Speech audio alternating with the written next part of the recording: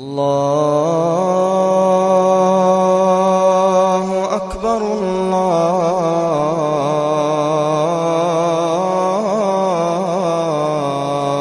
أكبر. بسم الله الرحمن الرحيم. الحمد لله والصلاة والسلام على رسول الله وبعد. السلام عليكم ورحمة الله وبركاته. Уважаемые братья и сестры, يقول الله عز وجل, говорит Всевышний Аллах: يا أيها الذين آمنوا أنفقوا مما رزقناكم من قبل أن يأتي يوم لا بيع فيه ولا خلة ولا شفاعة والكافرون هم الظالمون. О те, которые уверовали, тратьте из того, что мы вас наделили, до того, как наступит день, когда не будет там ни торговли, ни дружбы, ни заступничества, а неверующие являются беззаконниками. В этом аяте Аллах Азза ва Джалля дает нам понять, что инфак, расходование на пути Аллаха Азза ва Джалля, является благим делом, и расходует на пути Аллаха тот, кого миловал Всевышний Аллах Азза ва Джалля, и тот, кто находится под благодатью. Уважаемые братья и сестры, я нахожусь сейчас в городе Гент, Бельгия. Здесь, альхамдулилля, я нахожусь в мечети. Здесь очень большая диаспора, ингушская диаспора, чеченская и других кавказских народов. Как только сюда переехали наши земляки, они сразу взяли мечеть. Конечно, эту мечеть они взяли и платили очень большую арендную плату. Каждый месяц платили 1500 евро.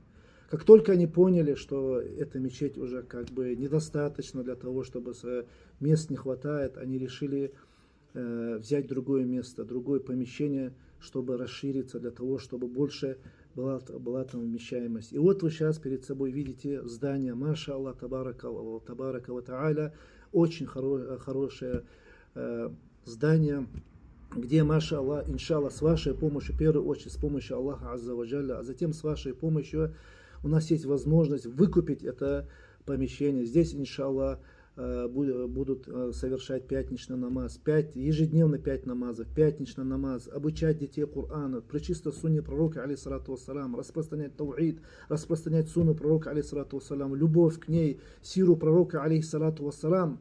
Это то, что нам нужно. Если мы сюда приехали, это не значит, что мы должны забыть про нашу религию. И поэтому братья, которые здесь живут, маша Аллах, табарака ва тааля, компетентные братья, которые знают религию Аллаха Азза ва Джалля. Братья, я обращаюсь ко всем, к войнахам, не к войнахам, те, у которых есть какое-то ревностное отношение. Давайте оживлять вот это урф, это ада, thакафа, культуру расходования на пути Аллаха Азза ва Джалля. Аллах в Коране говорит: вы не приобретете благочестие, пока не будете расходовать из того, что вы любите. Вы знаете хадис пророка, саллаллаху алейхи вассаляма: тот, кто построит мечеть ради того, чтобы снискать довольствие Аллаха, то Аллах построит ему дом в раю. Сейчас какая здесь ситуация, уважаемые братья и сестры? Братья, само здание стоит 460 тысяч евро, но с оформлениями, со всеми вот этими делами, это выходит 500 тысяч евро. Братья заплатили полсуммы. Альхамдулилля, по милости Аллаха, братья заплатили. Нашлись жертвователи, которые заплатили за это все. Но сейчас осталось очень мало времени. Сейчас, вот на днях, они должны заплатить 10% из общей суммы, это около 40 тысяч евро.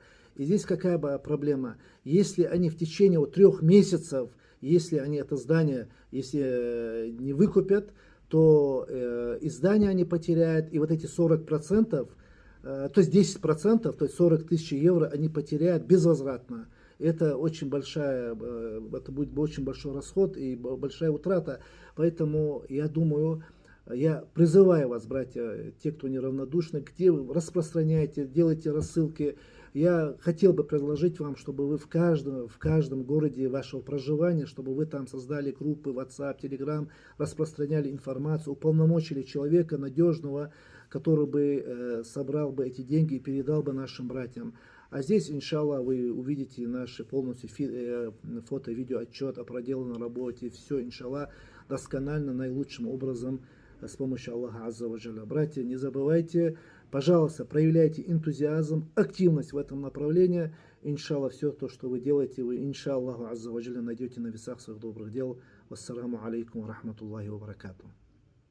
أمتي هل دريت بأننا نرجو الوصول